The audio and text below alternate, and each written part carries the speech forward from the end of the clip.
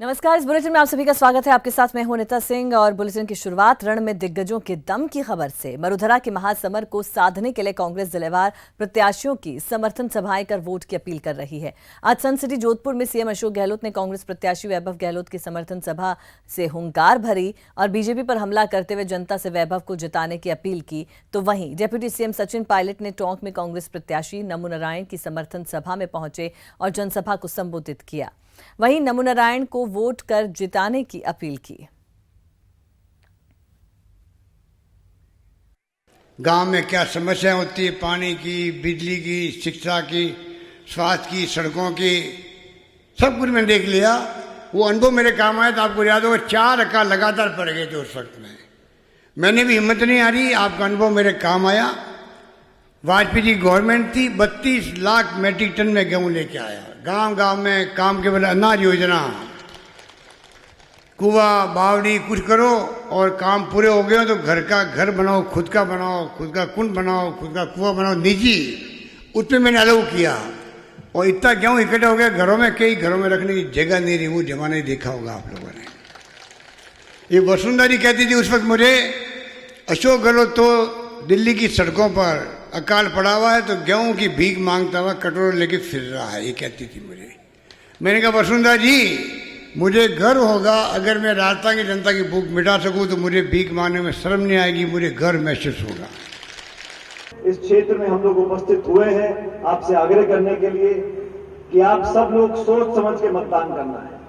हमारे सामने जो उम्मीदवार हैं उनकी पार्टी कैसी है, उनके नेता क्या भाषण देते हैं। नरेंद्र मोदी जी हम सबके प्रधानमंत्री हैं, लेकिन 5 सालों में सिर्फ भाषण दिए हैं, विज्ञापन छपवाए हैं, 3/4 दुनिया का दौरा कर लिया और अभी बाड़मेर और जोधपुर आकर उन्होंने फिर वही बातें करी।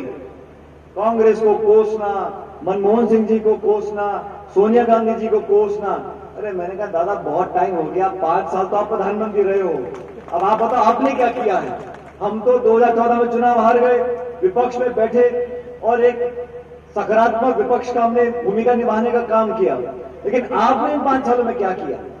आपने make in India, digital India, stand up India, स्वच्छ इंडिया, सारी नदियों को जोड़ देंगे, कालाधन वापस आ जाएगा, किसान की आमदनी दुगनी हो जाएगी, 15 लाख रुपए खाते में जमा हो जाएंगे। एक भी वादा पूरा किया हो तो मैं चुनौती देता हूं भाजपा की सरकार को कि मेरे से आप एक डिबेट करके देख लो कितने वादे आपने किए थे। मरुधरा में महासमर की गर्मी लगातार बढ़ती जा रही है। पक्ष और विपक्ष के बयान तीखे होते जा रहे हैं। सीएम अशोक गहलोत का पीएम नरेंद्र मोदी पर कड़े प्रहार का सिलसिला जारी है। सीएम गहलोत का आरोप है कि पीएम न सिर्फ चुनाव के मुद्दे को भटका रहे हैं बल्कि राज्यों में चुने कांग्रेस के सीएम को अपमानित कर रहे हैं। आज सबसे ज्यादा दुखी कोई है तो युवा है रोजगार के लिए, उस पर कोई चर्चा नहीं कर रहे। किसान आत्महत्या कर रहा है, उस पर कोई बात नहीं कर रहे हैं, इनका क्या होगा? तो आप खाली पाकिस्तान के इर्द गिर्द घुमा करके राजनीति और देशभक्ति की बात करके, जैसे बाकी लोग देशभक्त है ही नहीं, और धर्म के नाम पर आप ध्रुवीकरण कर रहे चुनाव का।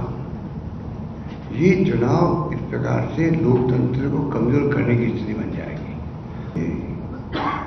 एक चुने हुए मुख्यमंत्री लोकतंत्र में, जैसे प्राइम मिनिस्टर डेमोक्रेटिक में चुन के जाते हैं, उसी ढंग से राज्यों के लिए चीफ मिनिस्टर भी डेमोक्रेटिक तरीके चुन के जाते हैं। उनके बारे में शब्द काम लेना क्या उचित है? तो क्या चुनाव जीतने के लिए आप इस स्तर को गिर सकते हो? प्राइम मिनिस्टर इस नीचे स्तर आ सकता है, ये सोच के पर है।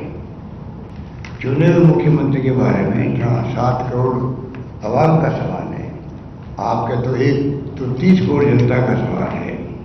मैं कहता हूँ मेरी 7 करोड़ जनता का आवाम का सवाल है।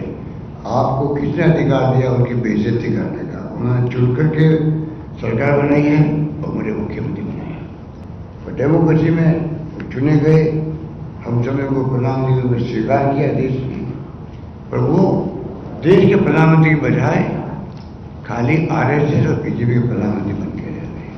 सबका साथ सबका विकास, क्या सबको साथ लेके चले? वो अगर सबको साथ लेके चलते उनका बड़प्पन दिखता है उसके अंदर, सबका साथ सबका विकास, सब तरह जरिया हो गई उसकी। ना तो विपक्ष को साथ दिया, ना सभी जातियों को साथ दिया, ना सभी धर्म को साथ दिया,